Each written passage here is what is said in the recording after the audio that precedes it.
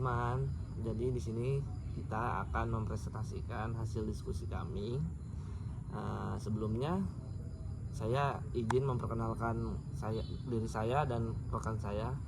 Perkenalkan, nama saya Galuh Saputra Setiawan. Saya Tasyarani Aprilia.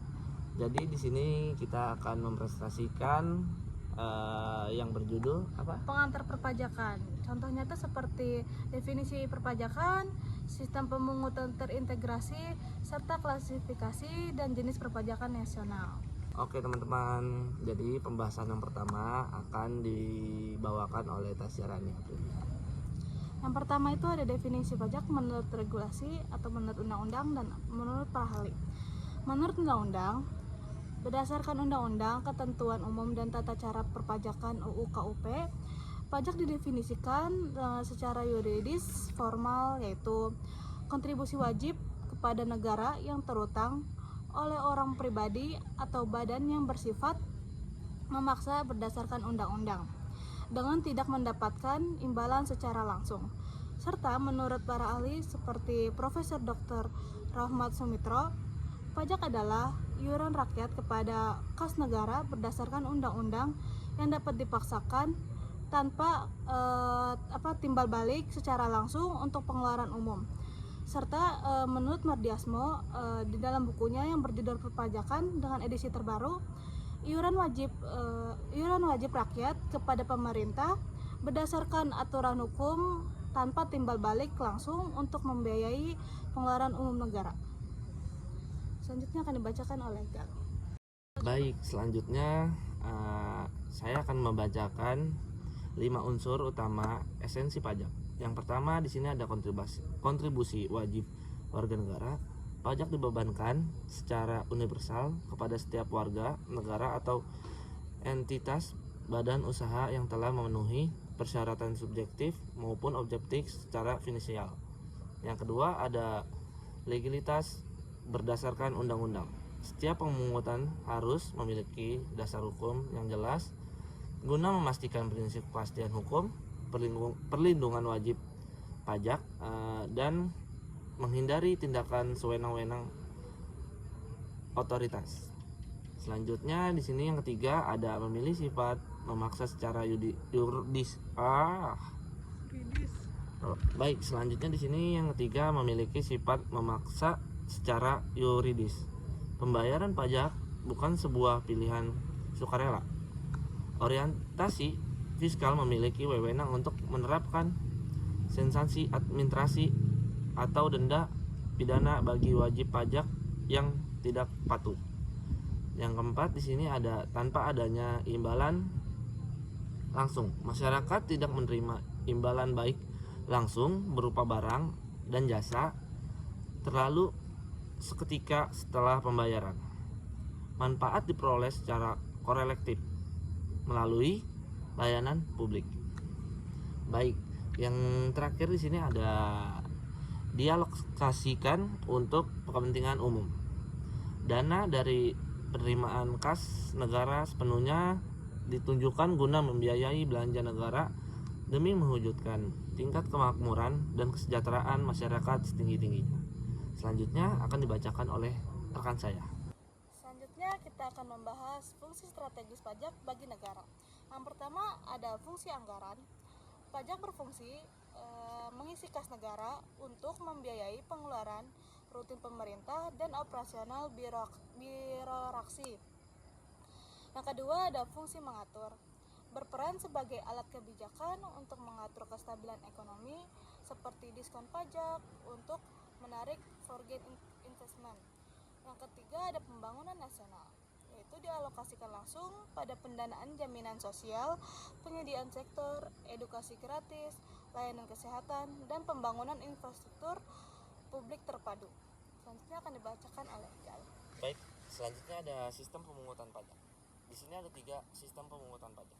Yang pertama di sini ada self assessment wajib pajak atau WP. Memegang kendali penuh dan memberikan kepercayaan mutlak untuk menghitung atau memperhitung, melunasi dan memperoleh secara mandiri. Contohnya itu kayak PPh Badan dan PPN. Yang kedua di sini ada official assessment. Fiskus atau orientasi pajak secara aktif, menghitung nilai pajak yang terutang berdasarkan ketetapan resmi. Peran wajib pajak pasif menunggu surat pembayaran, contohnya PBB dan BPHTP. Yang ketiga di sini ada withholding, sistem pemotongan oleh pihak ketiga atau bukan WP maupun fiskus dari pendapatan sebelum dinikmati WP. Efektif mencegah risiko tidak pidana menghindarkan pajak. Contohnya itu kayak PPh 21 dan PPh 23. Oke, selanjutnya akan dibacakan oleh teman saya. Selanjutnya ada jenis dan klasifikasi. Klasifikasi pajak berdasarkan kategori. Yang pertama ada berdasarkan sifatnya. Yang pertama ada pajak langsung, yaitu pajak yang bebannya harus ditanggung oleh wajib pajak dan tidak dapat dilimpahkan. Contohnya PPh atau PBB. Yang kedua ada pajak tidak langsung, yaitu pajak yang bebannya dapat digeser atau dialihkan kepada konsumen akhir dalam rantai perdagangan, contohnya PPN atau PPNBM. Selanjutnya ada berdasarkan lembaga. Yang pertama ada pajak pusat, yaitu yang dipungut oleh Direktorat Jenderal Pajak atau DJP pusat untuk kebutuhan APBN nasional, contohnya seperti PPh, PPN, PPNBM atau Bea Meterai. Yang kedua ada pajak daerah, yaitu dipungut Pemda seperti provinsi atau kabupaten atau kota sesuai Undang-Undang Pajak Daerah dan Redistribusi, contohnya seperti PKB, pajak restoran dan reklame. Selanjutnya akan dibacakan oleh Galuh. Oke, selanjutnya di sini ada matriks perbandingan jenis pajak. Yang pertama di sini nama pajaknya itu PPh. Lembaga pengelolanya itu pemerintah pusat. Sifatnya langsung dan objeknya ini dikenakan atas tambahan kemampuan ekonomis atau progresif. Dan kedua itu ada PPN. Dikelola oleh pemerintah pusat. Sifatnya ini tidak langsung dan objeknya ini tarif standarnya itu 11% berdasarkan UHPP atau harmonisasi. Yang ketiga di sini ada PPNBM.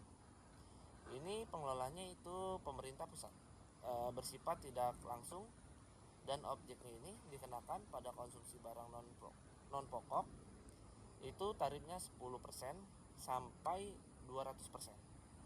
Terus selanjutnya ada PBB. Dikelola oleh daerah atau pusat. Sektor P3. Bersifat itu langsung. Objeknya ini dihitung dari nilai jual objek pajak NJOP wilayah. Yang terakhir ada PKB. Kendaraan bermotor. Dikelola oleh pemerintah daerah, provinsi. Bersifat ini langsung. Objeknya kepemimpinan aset transportasi beroda dan lingkup daerah. Selanjutnya akan dibacakan oleh Tasya. Selanjutnya akan membahas reformasi digital pajak, seperti implementasi era Coretax. Di dunia perpajakan Indonesia mengalami lompatan transformasional besar menuju sistem inti administrasi perpajakan seperti Coretax. Integrasi identitas nasional secara masif, memvalidasi data menggunakan NIK NPWP 16 digit. Langkah ini menuntut wajib pajak dan entitas bisnis mengadopsi transparansi digital secara penuh. Setiap pelaporan, audit digital, dan pembayaran terintegrasi secara real time atau tatap muka demi meminimalkan moral hazard dan meminimalkan tax rasio nasional. Selanjutnya di sini masuk kesimpulannya. Jadi perpajakan merupakan kontribusi wajib yang dibiayai oleh orang pribadi maupun badan kepada negara berdasarkan undang-undang, bersifat memaksa dan digunakan untuk membiayai kepentingan tanpa adanya imbalan langsung. Jadi, pajak memiliki peran penting sebagai sumber penerimaan negara, alat pengukur perekonomian, serta pendukung pembangunan nasional. Di Indonesia, pemungutan pajak dilakukan melalui sistem self-assessment, official assessment, dan withholding system, serta diklasifikasikan berdasarkan sifat dan lembaga pemungutannya. Seiring perkembangan teknologi, administrasi perpajakan terus mengalami transformasi digital melalui sistem Coretex yang bertujuan meningkatkan efisiensi, transparansi, dan kebutuhan wajib pajak dalam mendukung penerimaan negara. Baik, mungkin itu saja presentasi dari kelompok kita berdua. Kurang lebihnya mohon maaf. Wassalamualaikum warahmatullahi wabarakatuh. Bye bye.